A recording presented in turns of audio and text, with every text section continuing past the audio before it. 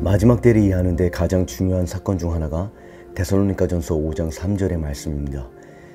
저희가 평안하다 안전하다 할 그때 잉태된 여자에게 해산 고통이 이름같이 멸망이 호련히 저희에게 이르리니 결단코 피하지 못하리라.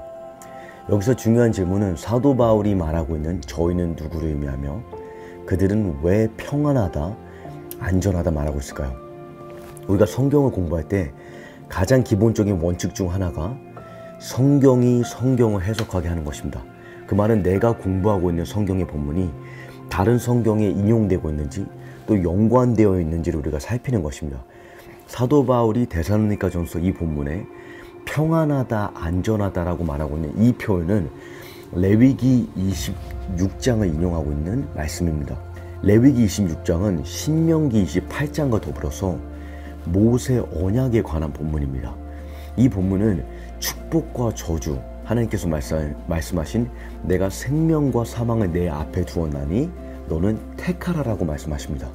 근데 특별히 레위기 26장과 신명기 28장은 축복이 무엇을 의미하고 또 저주가 무엇을 의미하는지 우리에게 자세하게 설명해 주고 있습니다. 흥미로운 사실은 하나님께서 말씀하고 계신 이 언약의 축복 중 하나가 무엇이냐? 그것이 다름 아닌 평화와 안전이라는 것입니다. 본문을 읽게 되면 너희가 내 규례들을 준수하고 내 명령들을 지켜 행하면 5절 너희의 땅에서 안전하게 살 수 있을 것이다. 6절 내가 그 땅에 평화를 줄 것이다. 지금 하나님께서 계명을 지키고 이 언약 가운데 살아갈 때 평화와 안전을 주시겠다고 약속하고 계십니다. 우리가 성경을 이해하는데 모세 언약이 굉장히 중요한데요. 특별히 마지막 때를 공부하고 마지막 때를 이해하는데 이 모세 언약이 굉장히 중요합니다. 이 단순하고 심플한 이 축복과 저주의 원리가 지난 4,000년의 이스라엘 역사를 좌우지했다는 것입니다. 우리가 보게 되는 바벨론 감정기부터 이스라엘의 역사에 최근에 있었던 홀로코스트까지 이것이 랜덤한 역사의 사건과 사고의 결과가 아니라 모세 언약에 근거한 원인과 결과라는 것입니다. 하나님의 계명을 지켰을 때 어떤 일이 일어나고 그 언약을 벗어났을 때 어떠한 저주가 임하는지를 역사는 증명하고 있습니다. 더 놀라운 것은 마지막 때의 대환란도 이 언약의 결과라는 사실입니다. 근데 우리가 스토리를 잘 알고 있듯이 이스라엘의 스토리는 그 이스라엘의 스토리의 끝은 저주가 아닙니다. 그 스토리는 회복과 구원으로 이루어질 것입니다. 이것이 선지자들이 계속해서 반복해서 말한 바입니다. 하나님께서 잠깐 일시적으로 심판하실 것이지만 내가 너를 완전히 멸하지 아니할 것이고 회복하실 것이라고 약속하고 계십니다. 근데 이 놀라운 것 중 하나가 무엇이냐면 마지막 때 이스라엘의 최종적인 회복, 마지막 때 이스라엘 회복의 사인 중 하나가 또 다름 아닌 안정과 평화입니다. 이사야 32장을 보시게 되면 마침내 높은 곳에서 우리에게 성령이 부어지면 영이 쏟아져 내리면 광야는 기름진 밭이 되고 기름진 밭은 숲이 될 것이다. 그리고 나면 18절에 어떤 일이냐? 내 백성이 평화로운 거처, 안전한 거주지, 조용한 휴식처에 살 것이다. 그렇다면 지금 사도 바울이 데살로니가전서 5장 3절에 저희가 평안하다 안전하다 할 그때에 여기서 저희는 이스라엘을 의미하고 있는 것입니다. 그리고 그들이 평안하다 안전하다 외치는 이유는 모세와 선지자들이 말한 그들이 예언한 이스라엘의 마지막 때 회복과 언약의 축복이 지금 성취되었다고 믿기 때문입니다. 그렇다면 우리에게 중요한 질문은 왜 이들은 이러한 함정에 빠질까요? 그에 대한 답은 가브리엘 천사가 다니엘에게 설명해 주고 있습니다.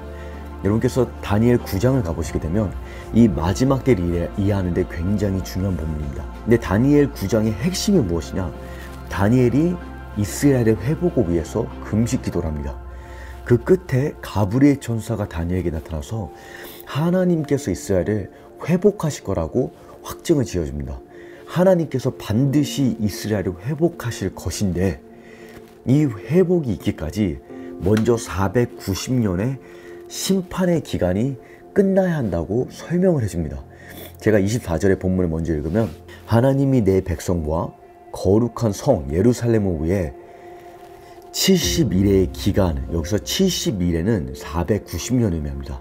490년을 작정해 놓으셨으니 허물이 끝나고 죄가 종식되고, 죄가 종식되는 것은 모세 언약의 저주가 끝나는 것을 의미합니다.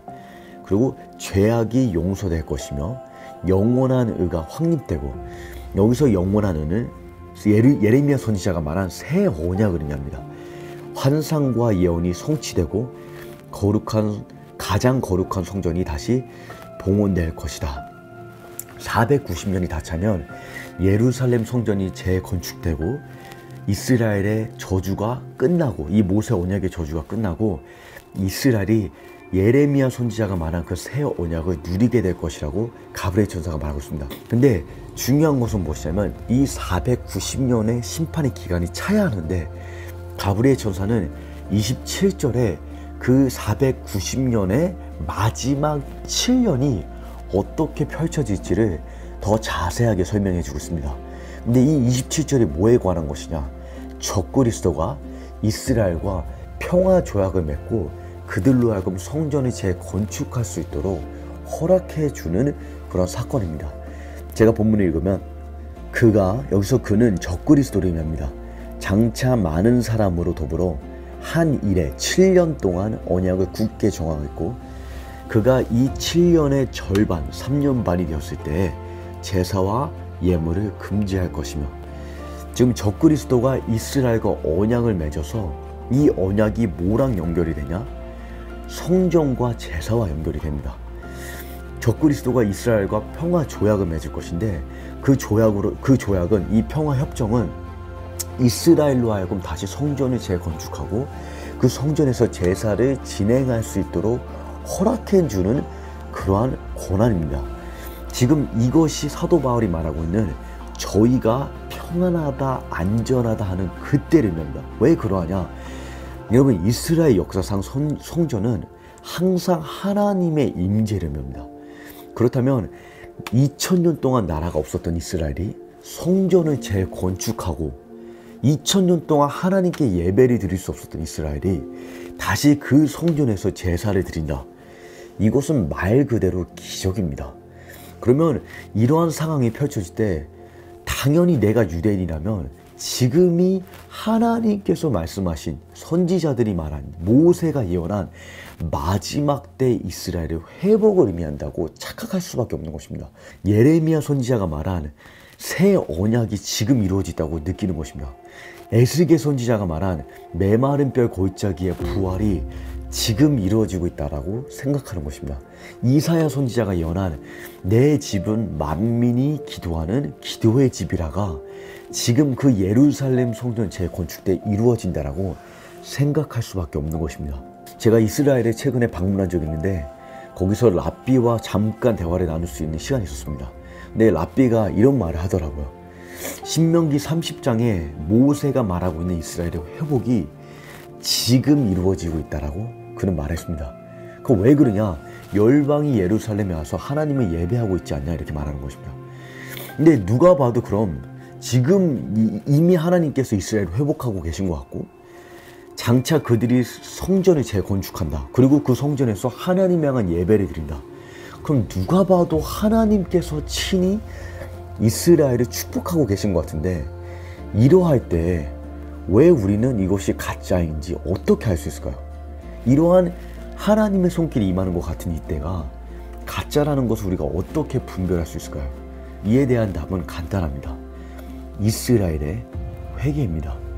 여러분, 성경을 보시게 되면 회개 없는 회복은 존재하지 않습니다.